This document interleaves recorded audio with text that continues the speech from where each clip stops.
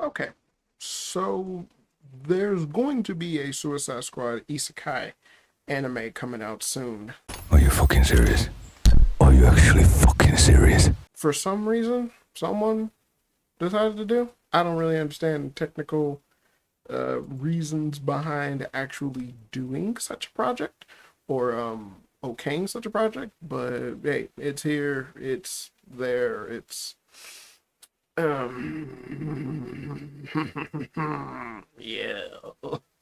But the funny thing about this is that essentially this has a couple of people essentially bringing this up and talking about it in the topic of DC kind of shooting their shot at anything in order to see what sticks.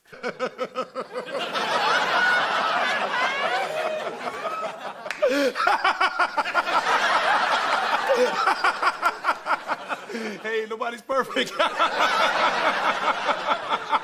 This show in particular happens to be the ire of a bunch of people, considering the fact that it is dealing with anime, which is the booming industry right now as far as the little video media is concerned.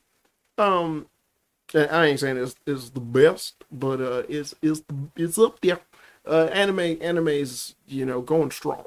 So DC dabbling in it is like it's a far cry away from being like Netflix where they just slap their name on every goddamn thing and sit there and say it's a Netflix original anime I was like, there he go. He done fucked it up for everybody.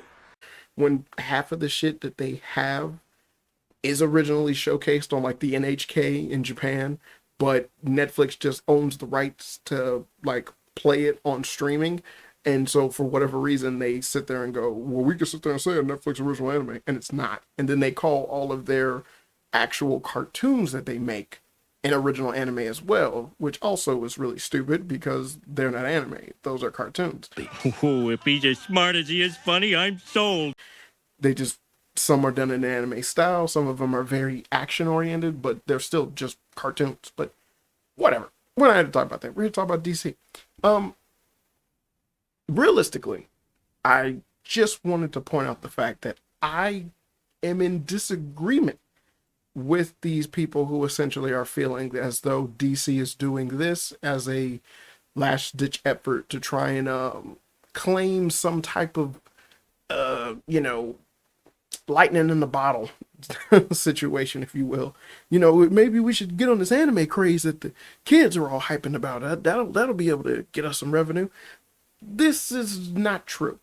I say this isn't true with the fact that DC has been doing anime related shit for years. This isn't the first full scale DC animated movie that has been anime in origin, or being with a full Japanese voice cast or big time Japanese promotion and shit like that. This ain't the first. So it's odd to me that essentially just because it's being promoted and it exists, a lot of people are just kind of stating the fact, or are a lot of just trying to put it in that realm of saying look at this terrible attempt at them trying to cash in on the popular scene of anime. And it's like, no, DC has done anime shit for years. What is it, a couple of, like, I want to say about like 5 years back, they did the entire 3D anime movie that was about Batman fighting his rogue gallery in ancient Japan. And these motherfuckers built giant mecha that combined and had a big old brawl between Batman, Red Hood, Robin, Nightwing, and Batgirl. Yes, that exists. It was animated by the guy who did the opening to JoJo. I want to say the 3D opening, the one with Jotaro and Dio. Yeah, I know that I know that I don't like JoJo, but I do know that fact. Okay, I gotta admit, that was humorous. You also have the Batman animated movie where it was a bunch of these kids telling different stories in correlation to how they depicted Batman or what it is they've seen Batman do. That was done. That was entirely an anime. You have the animation short, which was actually done with Chinese animation, where it was Batman, Catwoman, and I can't remember who they fought, but it was set in an ancient China, ancient Chinese setting, ancient China setting. I just speak gooder than you. An ancient Chinese setting, and that actually blew up the internet for quite a while. But that was about like some 15 fucking years ago. Like that shit is old. But yeah, this you notice that I've only talked about Batman, but you even had the Superman series that recently came out. Like that was like a few months back, that or last year to be practical, which essentially was done entirely in an anime style, very reminiscent of fucking what's the hell is that, She-Ra. Yeah, like the She-Ra series, similar to that aspect, where it was like, yeah, this is very much Tumblr oriented, but it's still bad. So yeah, it had that, but that was still done in an anime style. So it's a far cry from saying that this is them trying to dabble into something in order to reach a popular media. Realistically, DC has been doing anime style shit for years. It's just that a lot of it has been under the radar, or much like with Matt Walsh talking about video games, has went unnoticed because it wasn't a part of the mainstream. You have a poison in your mind, and the fact that you can't see it makes me so sad. This would make a hell of a lot more sense if this was something handled within Marvel, because Marvel did I said it and then I thought about it, and Marvel partnered up with Madhouse to do an entire saga with Blade, fucking Highlander, the goddamn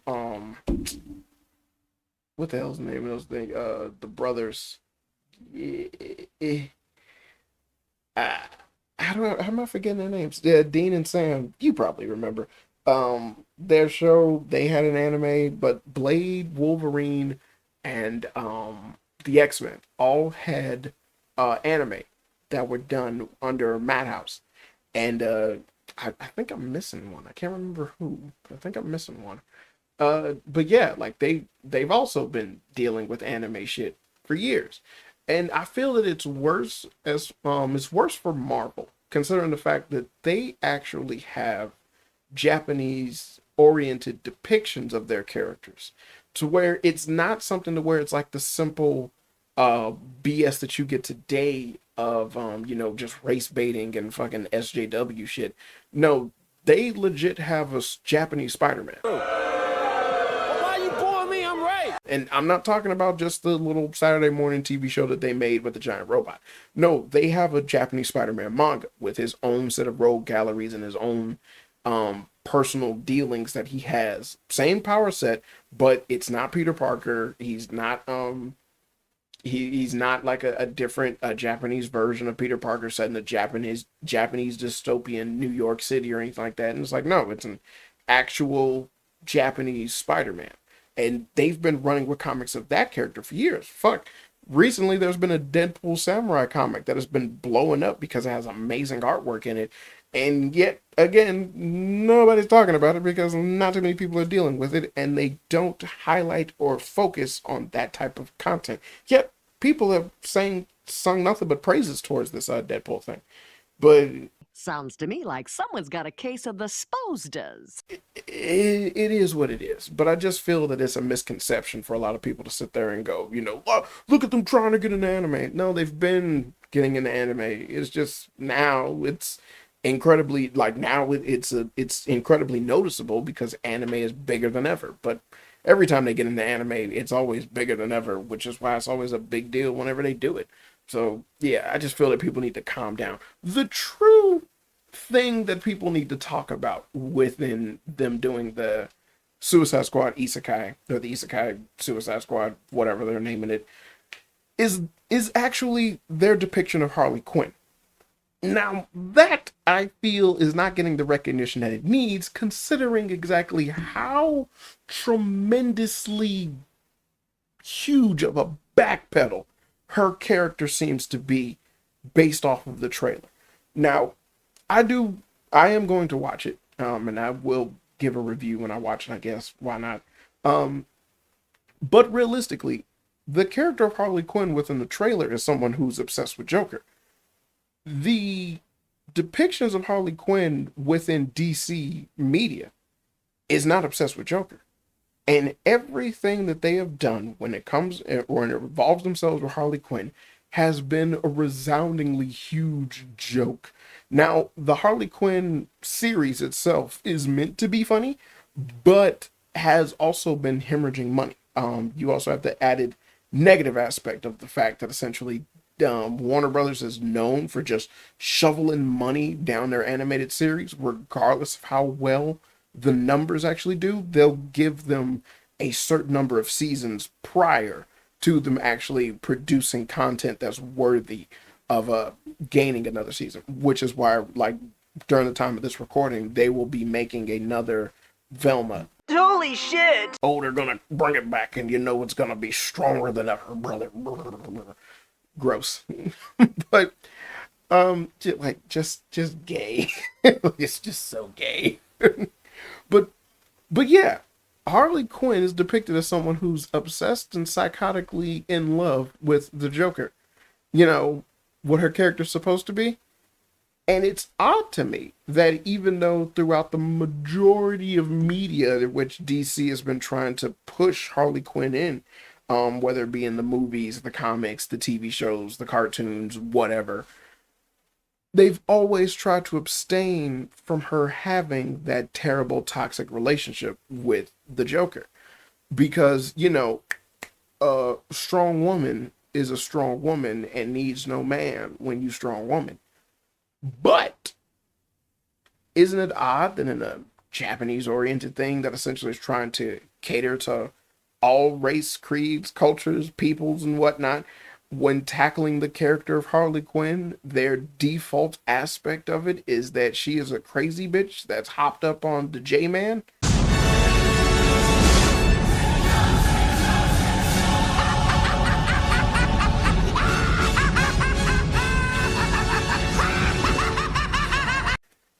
Huh. Weird. Interesting. Now, I'm curious to see exactly how well this movie does. Now, if this movie is met with some positive fanfare, one could only hope if they actually, did really well. It seems like it's going to be an okay movie. Is it a movie or series? I believe it's a movie, but it seems like it's going to be okay. One would think with that mindset, by looking at the positive response of this, that they would then, get that kick in the pants and start actually using her character the way she's supposed to be, which is Joker's fucking sidekick. Being the front runner in the Suicide Squad is fine, but essentially it's like being the front runner of a C studio. That's okay, and that's honestly all that it needs in order for it to prosper, which is why the Suicide Squad works within the realms that when it works, it works. When it doesn't, then it clearly doesn't. But that goes with the territory of the characters that you're using, the concept that you're using, and then what it is that you got going on.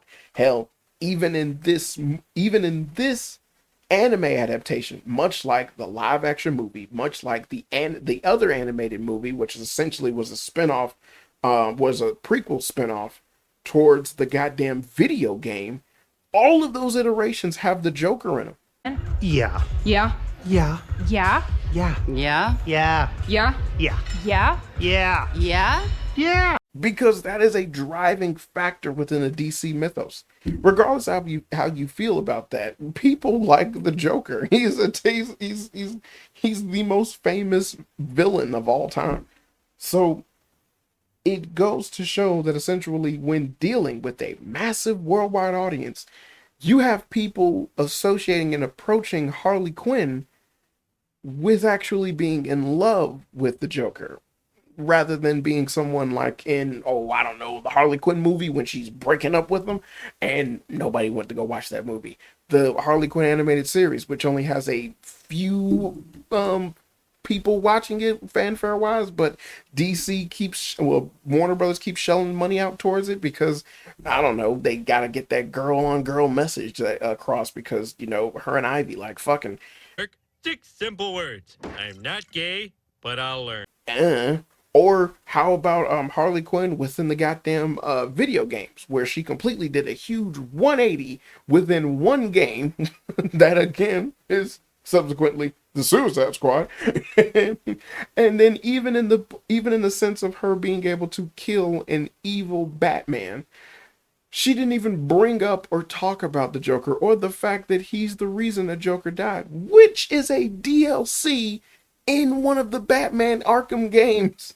Is Harley Quinn mourning and being upset over the fact that Batman killed the Joker and wanting him dead because of it. Jesus Christ. You are the bitchest nigger I have ever met.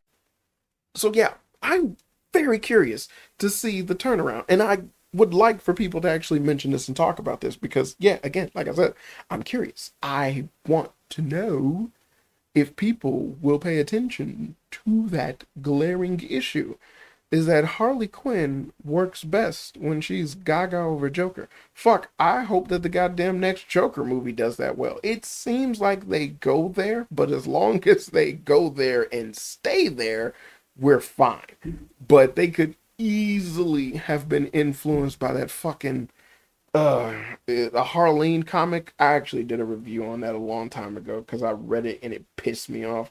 But they could easily fall into the realms of copying that that goddamn Spotify Harley Quinn story with Christina Ricci. She should do more voice acting work. She was really good. She's a really good voice actress. She should really do more voice actress work. But that essentially was also very similar to the Harleen story, but in those stories and their depictions, they're constantly molding the character of Harley Quinn to being someone that essentially is manipulating the Joker when her literal thing is that she was the one manipulated. Because it doesn't make sense for this strong woman with a good head on her shoulders to decide to just start doing crime and killing people while being with this murdering psychopath who likes smacking her around every once in a while. Yeah.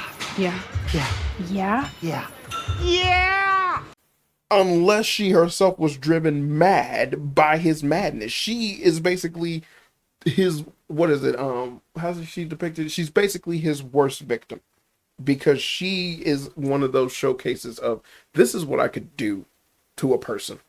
I took someone who was essentially a good person and I made her obsessed with doing things for me, which could be nothing but bad for everyone else. And it's like how do you help someone like that? And it's like, despite the fact that she's a well-educated woman, despite the fact that she had a good job, despite the fact that throughout like her life, she basically has seen signs and would understand and know the signs that she's in an abusive relationship. She's with someone who can never love her. And then she's just stuck in this terrible rut that she cannot escape from. And she actively chooses to not escape from it. That is the beauty of the character of Harley Quinn. And this animated movie, I feel, is going to tackle that well. While hopefully, if the real life movie, the sequel to Joker, does this also, then hey, we got something. That was beautiful.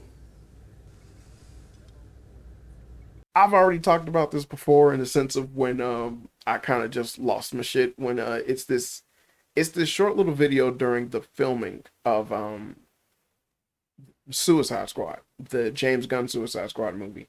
During the filming of that, a little girl walked up to Margot Robbie, and I was like, "Ain't you the cute little girl?" And she walked up to Margot Robbie, and she was like, "Harley Quinn," and then she was like, and Margot Robbie waved at her and everything, and it was like, "Oh, it's just adorable," and in beautiful fucking golden boy-esque fashion, she said, "Where's Joker?" And it just tickled me. And that, I truly believe, is like the core message behind her character and the major glaring issue that a lot of DC is trying to ignore because they want so desperately to make her this girl boss, but it just can't happen. I don't know why I don't just do it with Catwoman. You could do that with Catwoman, but not Harley Quinn. Just Just do it with Catwoman. The fuck?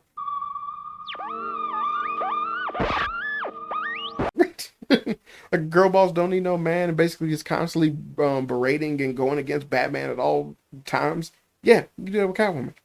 That'd be fine. Honestly, that actually be pretty interesting. It's happened with Black Cat within Marvel, where she became a crime boss, and it's like, well, why don't you do that with Catwoman? She's just a kleptomaniac. And it's like, right, but what if she was pushed? You know, 'cause, you know, you could figure something out. I know I could, but they don't pay me to write, so I do this. But yeah, hopefully, you be as interested as to seeing the showcase of this character throughout future endeavors like myself. And honestly, I would like acknowledgement over the fact that the character is far well received. I should say, far well received, being the way that she was depicted when she was first introduced back in the 90s, all those years ago, rather than this new iteration that they have of this character that essentially is just an unrecognizable slump of an SJW that nobody wants to look at, filled with bad, corny jokes, unrealistic values, and for some reason, just an unnecessary being. But then again, most of the Suicide Squad is that already. But hey, what are you gonna do? But yeah. So in short, I hope the Suicide Squad Isekai movie is okay. Oh, for damn sure hope it's better than the Crisis on Infinite Earths movie. Fuck it. Terrible. Yeah. But hey, it's Warner Brothers. Who knows what might happen? But eh.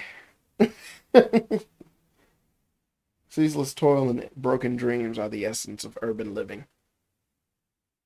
That's a quote from Ed, Edd n Eddy. All right, that's it. It's gonna be quite a different place with him gone, that's for true.